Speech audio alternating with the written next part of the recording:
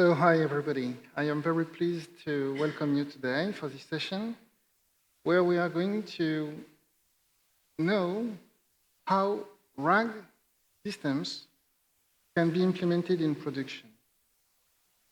So I recognize some faces from the first workshops we delivered 2 days back here in Malaga. So this will be a kind of follow-up on what we have been doing from the implementation of a prototype to what we want to do in production. But for those who weren't there, so I think it will be also a very useful session to understand what are the key challenges we are facing when we want to go from the lab to the production and trying to find ways and paths so from the beginning we can start implementing strong best practices to ensure a path to success. So perhaps before beginning, I would like to understand how many of you in this room have already implemented go live with a RAG prototype. Nobody? Oh yeah, cool. Okay. Some people, few of you, but some people.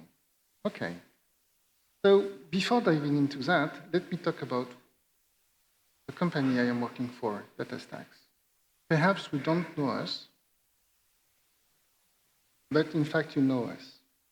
Because DataStax is a force behind Apache Cassandra.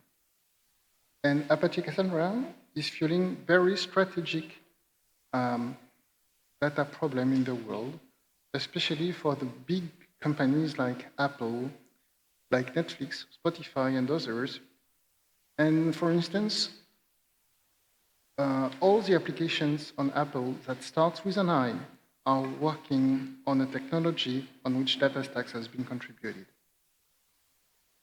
So when we want to, as DataStaxers, wanted to have an answer to understand how our knowledge and expertise into the data can be mapped to the GenAI challenges, we have a strong expertise and point of view to share. So hence, when we are looking at the difficulties of moving companies from lab to production, then we can easily identify a lot of stratification in the way they are facing challenges. To be more precise, let's start by what is a RAG. So a RAG is a way to augment the capabilities of an LLM. So rather than relying on answers and questions coming from public dataset on which LLMs have been trained upon, what we want to leverage is the internal knowledge we have in enterprises. And doing so, it means that taking the power of LLMs on our own set of data.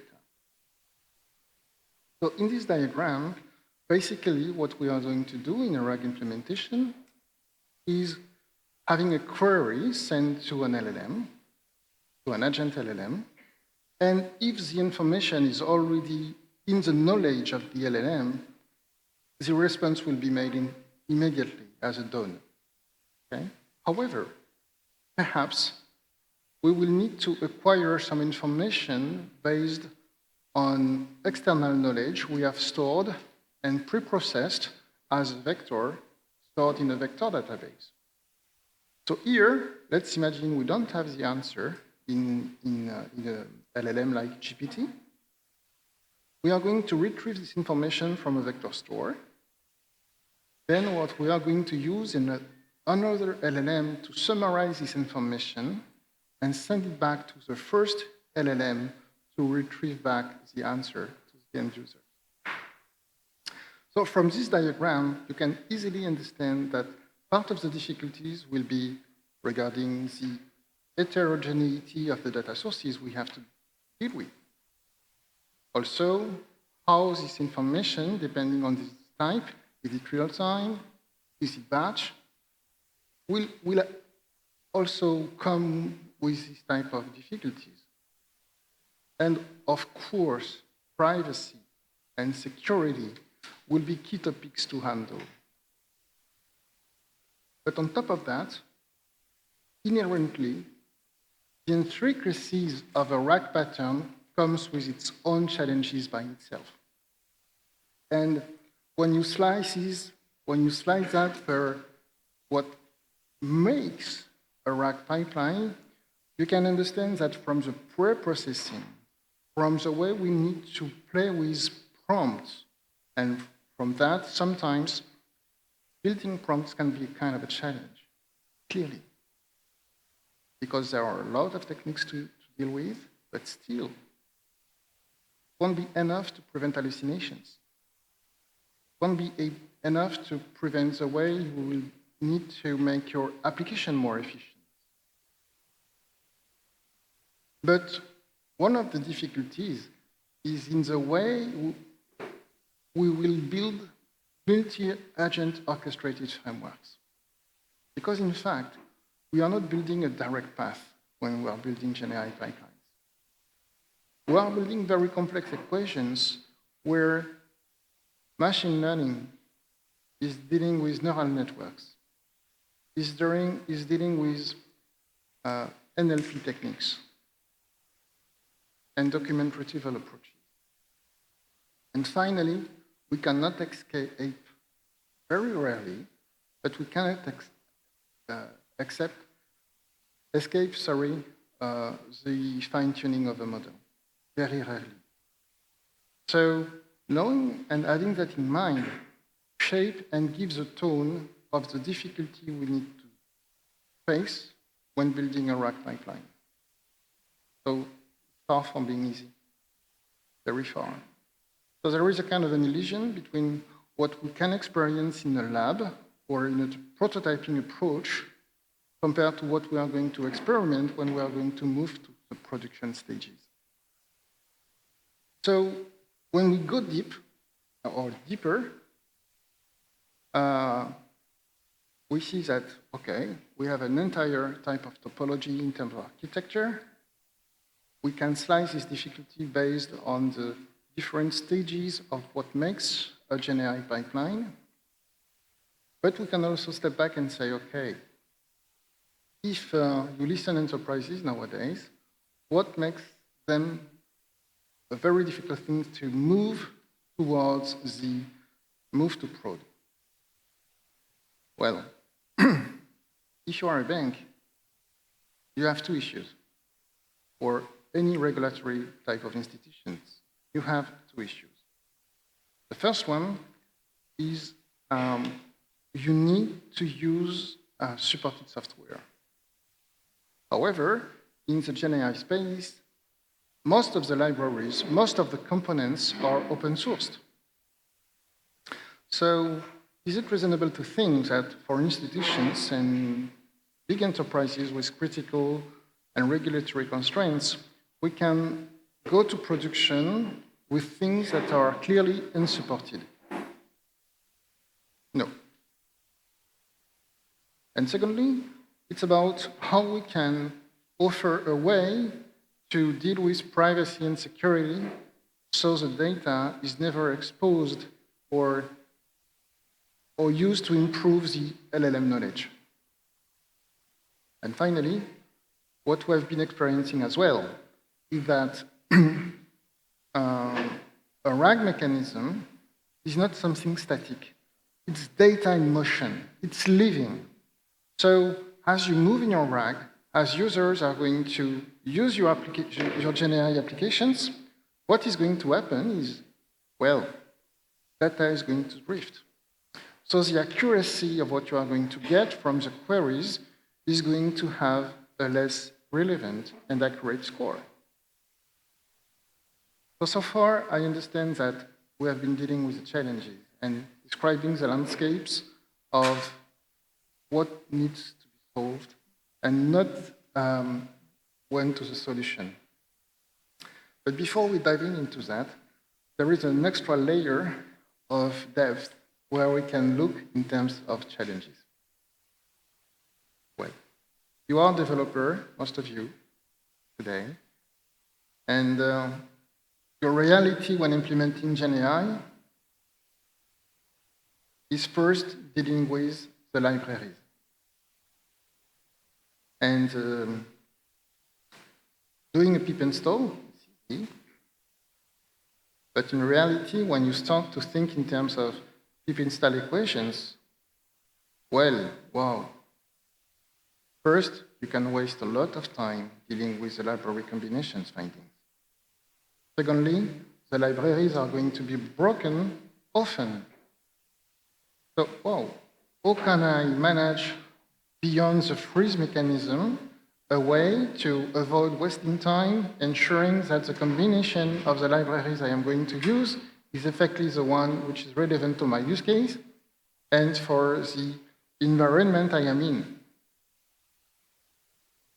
So effectively managing dependencies is a kind of a nightmare.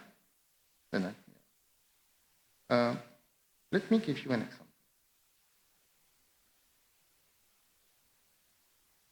For those who were there on Tuesday evening for the workshops, we implemented a RAG application. And here you have on the screen the dependency and the amount of libraries that were used for the code we implemented.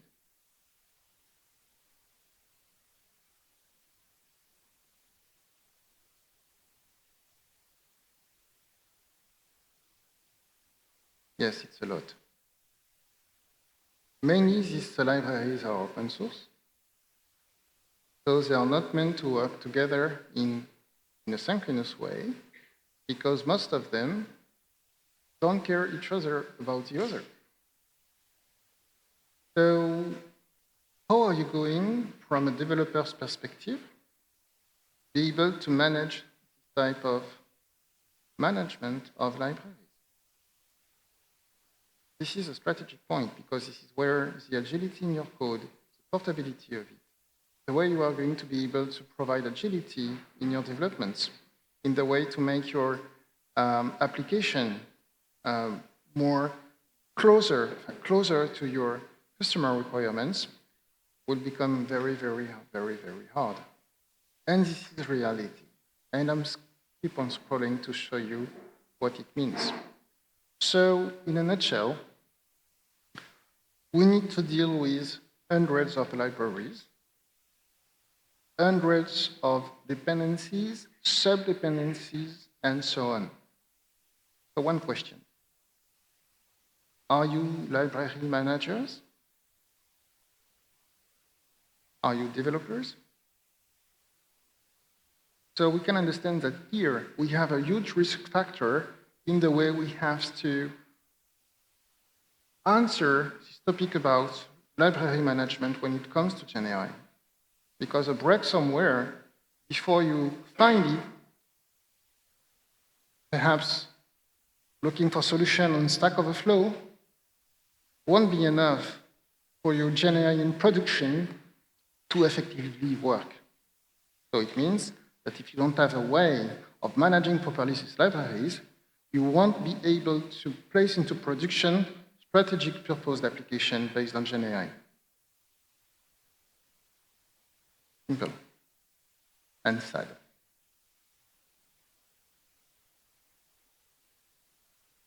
So at DataStax, we have been literally obsessed by this type of question. And the answer we found was to say, okay, we need to find a way so enterprises and developers can delegate to us the management of these libraries. First, they are strong. They exist. They need to be leveraged. They offer a strong business value that allows enterprises to shrink the amount of code they have to develop on their own, to not reinvent the wheel. Okay? But it means that they are able to delegate to someone this management of libraries. The second aspect is that if you delegate the management of libraries, it means that you will also delegate the solution on these libraries. So let me think what I say. So you can imagine the way the pip install could have been if we haven't implemented it in a very shortened type of way. So at DataStax, we say, okay, we are going to create a curated set of libraries, open source ones, on which we are going to offer technical support and validations. And we are going to run extended tests every day, so enterprises can rely on the correct equations of libraries and dependencies. This is called RAGStack. So rather than to deal with a huge pip install, then you will just have to install a pip install RAGStack.ai. Easy. And everything from this pip install will give you the list of libraries and dependencies I've just shown you a few minutes before. Well, it means that we have developed a way of having an entry point that will secure on one side your development, because you won't going to waste time in your development cycle finding the correct packages, libraries, dependencies, releases. And secondly, it will offer a kind of abstracted layer combining for you all the major frameworks that are required when you work in GenAI topic, meaning leveraging LLamaIndex, leveraging LangFlow, and leveraging extra tooling that comes with GenAI. Perhaps, right now you are thinking about RAG, but sooner you will think about Colbert. And you will think about how you can merge Colbert and RAG mechanism. You will also think about adding Flare techniques, so you can improve your prompting mechanism through specific extra approaches. And all of that will allow you to interact with an ecosystem of vector database and LLMs. So this is what RAGStack is about. Having a way for you of delegating the management of the libraries and offering a way to start with best practices quickly and places that to production. As such, a RAGStack offers a way of having a delegation in the library management and also support on open source libraries. Because, seriously, can you go on production without having support on the libraries you are using? If you are a bank, if you are an institution, that's not imaginable at all. So what we need to have is a way of having security and delegation on the management of the libraries, along with a strong security compliance, and a way of maintaining and updating these libraries. So, to be more concrete, what it means is that every day, DataStax is running a set of tests in many types of areas regarding RAG implementation. And we are deriving these tests from specific type of things we want to understand. So we have some tests based on the database layer and the combinations with LLM and embedding models and all of that. We have also testing program around how the workflow slices we talked earlier on. And of course, one of them being security scan. Because with GenAI comes new type of cyber threat. So we need to ensure that if you work in GenAI, in production, everything has been covered, including security. So what we provide is a way of looking at where the difficulties are. So every day we are running these tests and providing a dashboard on the results of those tests, testing combinations. And what you can see right now is that we have some tests based on the database layer and the combinations with LLM and embedding models and all of that. We have also tests in the database layer and the combinations with LLM and embedding models and all of that. is that we have most of the combinations that are okay, but some of them are not. So if I select one, for instance, I will see that I've got an issue on the compatibility RAG, and that comes with Bedrock, using Cohere as the embedding models, using Mistral and AstraDB. And I can dig into that to see where the problem arises. What is going to happen from that is that DataStax is going to handle all the solution mechanism, dispatching the request towards LangChain, LLamaIndex, and all the other guys which needs to contribute to the solution on that. So you won't have to do it on yourself. You won't have even to open a ticket. You won't have to allocate some time to secure the flow from development to production. So imagine the risking of your production systems. Imagine the speed in your development cycle. And the way it is going to lower your TCO on the project allocated to the generative AI application. And of course, when you think in terms of security and new risks attached to it, perhaps I'm sure you have heard about prompt injection risks. All of that is also covered in the testing that DataStax is providing. So everything regarding what you need to secure is being handled.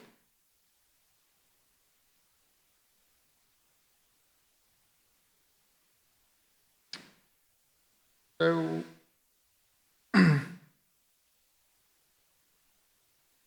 this approach has been even used by LangChain from the internal testing. And we had a testimony from Harrison Chase, who is the CEO of LangChain, who point the fact that DataStax has find a way of effectively help companies to move from lab to production. So in that, when we look at that, we can understand that we are making everybody winning in that game. First, if we look at us as a developer, we can say that we are going to remove the pain of following on dependencies and releases of libraries that need to be matched together.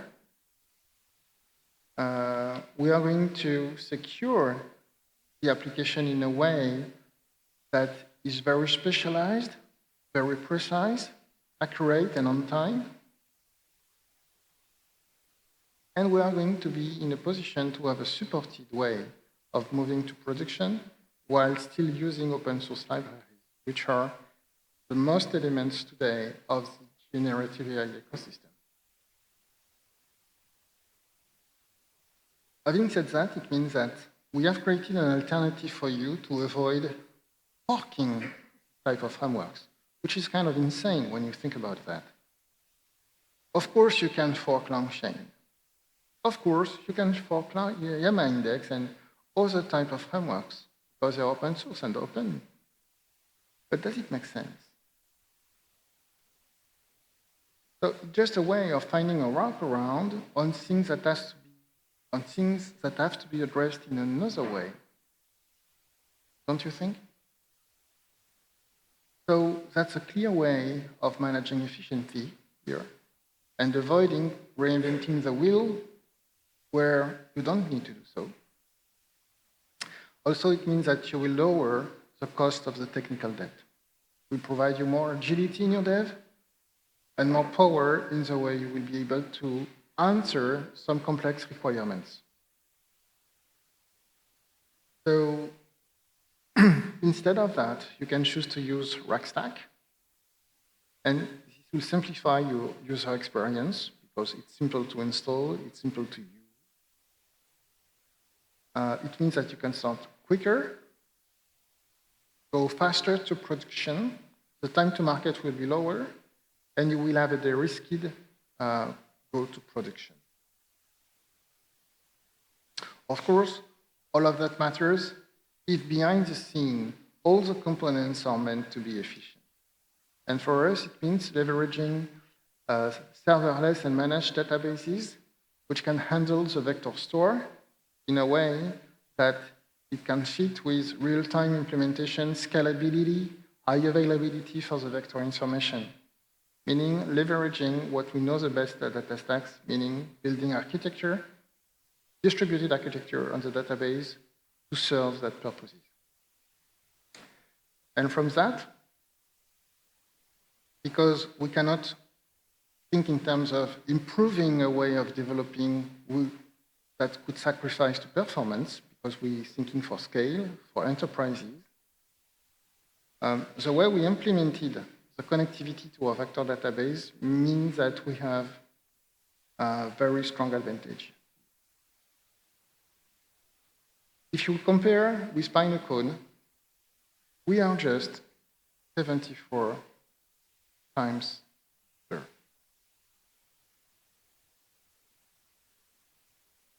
And 20% more accurate. Because all of that transforms into accuracy, into relevancy. And GenAI cannot be nothing else than about accuracy. So this is where combining the correct objects together makes a perfect equation for GenAI, making the possibility to transform the lab experiment into a real production application. But we can also smooth that in a better way. Meaning, okay, we can code in Python, but we can also leverage not only a graphical interface called LangFlow that helps in making the design of the GenAI application very quick, smart, and easy. So you will be able to drag and drop objects, design new pattern, and everything that is going to be used under the scene will benefit from the RAGStack libraries, their management, and their ability to find solutions when bugs are found. So when you combine everything, you can not only leverage frameworks which are external, but still having a full view on the way you are going to cover the development cycle to the production one. To finish, I would like just to say that finding solutions and the ability to secure and allow to effectively go from development to production on such a new type of topic, GenAI, is possible because at DataStax we have a 14 years experience on the data, addressing the most complex problems in the world. So we are happy to provide a solution that is effectively more secure, more performant. We saw the difference with Leconte, for instance. And the fact that we are placing ourselves as a key actor of the GenAI world and ecosystem. It's not just about a vector database. It's not just about a framework or algorithms or LLMs. It's the ability to orchestrate that in a way that is effectively easy, cost-effective, and business relevant. So I hope you find some interest in discovery of the opinionated view that DataStax provide in answering some questions around generative AI, and perhaps you have some questions I would be pleased to answer. Thank you.